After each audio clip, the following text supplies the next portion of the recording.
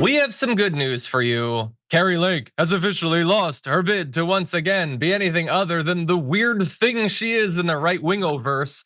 And that's good news. I'm happy about it.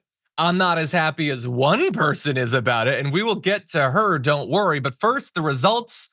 Kari Lake loses by 2.2%.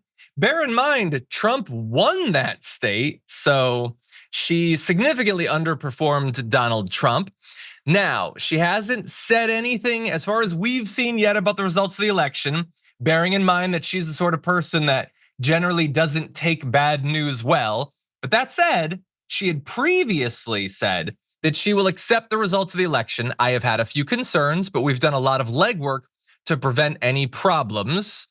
Okay, we'll see. Maybe she'll end up claiming fraud. I will tell you, spoiler alert, some people are, and we'll get to that. Sure. But first, I alluded to the one person enjoying Kari Lake's failure more than me, and that would definitely be Meghan McCain. Meghan McCain hates Kari Lake more than I hate Trump and Elon Musk combined. She posted this, "Get in, loser, we're going losing," and is just delighting in Kari Lake. Remember, they've been fighting over things Kari Lake has said about her father, which, you may not know. Meghan McCain's dad was John McCain. But anyway, so she's having some fun. I think that we should all stop for a moment amid our grief, Francesca, and appreciate that Kari Lake will not be a senator. What do you think? Absolutely. No, it's huge. This is a massive victory. And I do think that Ruben Gallego running in counter to Kyrsten Sinema and running in counter to Kari Lake really says something. And I know the margins are narrow, but it does say something about Arizona, and it does say something about the kinds of Democrats we should be electing to the Senate, to Congress, which are Democrats that will again vote along with their party president, will vote along with the rest of the Democrats, and especially when it comes to sticking their finger in the eye of the corporate wing of the party. And Kyrsten Sinema was part and parcel of that corporate wing. She had no scruples. She was allied to no one except her and her weird, resale Facebook marketplace, like luxury clothing side hustle. Like that's so this is really good. And I know where we're going with this. So I just love the next. I love the next tweet. So we can go there. That's all I'll go directly to that. I have another point to make later, but DC Drano, it's cool. Impossible to tell how significant people are since he's got a verification check mark. But he says, "How the hell does America vote for Trump by 6 points?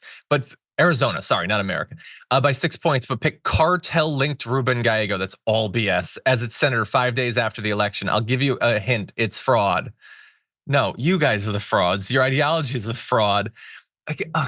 How can it possibly go two ways? I don't know. Maybe Kari Lake's not qualified. Maybe people don't like her. They don't think that she has any place even close to power, let alone being one of the most powerful people in Arizona. Maybe it's that. Maybe it's literally anything other than fraud. But think about what he's saying there. The Democrats stole the Senate race, but forgot to deliver a swing state to Harris. They were just so busy with Gallego, they didn't think about Harris. How bleach-brained must you be to think that, Francesca?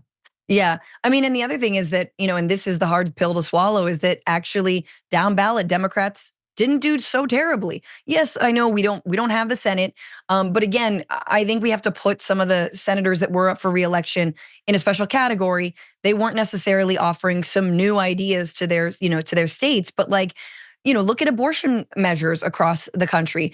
7 out of 10 passed in favor of protecting a woman's right to an abortion and a right to choose.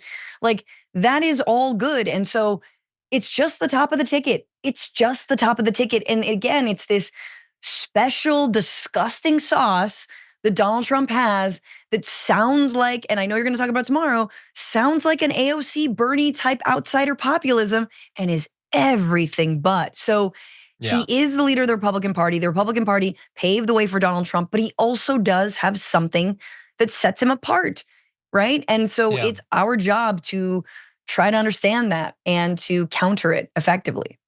Yeah, and look, the fascinating thing is, while a lot looks different in this election than 2022, 2020, 2018, one constant is that as you're saying, other people don't really get through when they run on his sort of nonsense, his sort of BS. Like, yeah, sure, they win a primary in a super red district and they win. That's why we're infected with the Marjorie Greens and all that.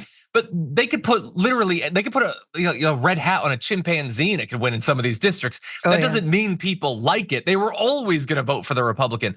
But when people are given a real choice and there's any chance of it going one way or the other, they still don't like that stuff. And in particular, in an election where Donald Trump wins, if narrowly, the fact that they go for him, and then there is this ticket splitting that has actually happened. We're going to talk about the AOC thing tomorrow, but with Kari Lake, it clearly happened. I think it represents that this is not, we like this movement and every aspect of this movement, and we just want more of this movement. If that was the case, Democrats wouldn't have won all these Senate races. They picked Trump symbolically at the top of the ticket to represent a desire for something else. They didn't like all the specific components of it, which is why when people like Kari Lake try to throw those on and say, that's my identity, people don't like it. They don't actually like it. I think that they elected Trump to send a signal that hopefully will be heard and acted on by the Democratic Party. But in an actual landslide election, Kari Lake gets elected. His coattails should be enough to elect a Kari Lake, but they weren't. And that is something to consider. Absolutely. Okay. Thank you. By the way, Elon Musk's election integrity community is also focused on Arizona for fraud. It's just, again, remember how like we're all saying like, oh, it's weird how they're not talking about fraud after Trump won. No, they can do both. They can still be conspiratorial. Well, we can be conspiratorial too. That's I'm just waiting for the Starlink info to drop. I'm waiting for the Starlink info to drop. And then we'll see. I think it's gonna change everything. It's gonna change everything. Why are there satellites? I don't think there should be any satellites coming out. I think we should knock down all the satellites. Absolutely, except for the one to my phone. I do like that. I like going on Reddit on the go.